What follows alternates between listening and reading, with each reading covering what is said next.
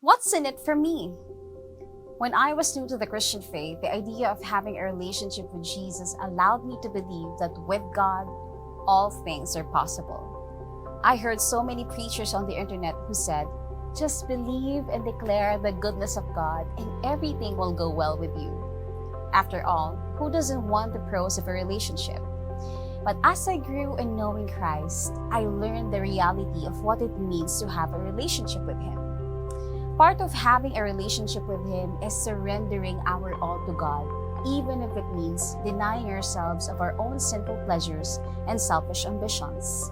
To most of us, this might sound painful, but could it be that God's definition of pro is not the same as ours? There's a story in the Bible where huge crowds followed Jesus because He was the talk of the town.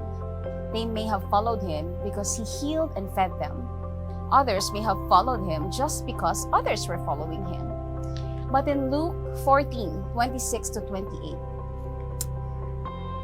Jesus turned and said to them, "If anyone comes to me and does not hate his own father and mother and wife and children and brothers and sisters, yes, and even his own life, he cannot be my disciple. Whoever does not bear his own cross and come after me cannot be my disciple. For which of you, desiring to build a tower, does not first sit down and count the cost, whether he has enough to complete it?" Jesus told His followers to count the cost of following Him and decide if they were willing to pay that cost. The words He said to them were not the most encouraging, but those words would sift His followers into His fans versus His followers. Fans followed Him for what they could get from Him. Followers were willing to obey Him, even if it meant suffering.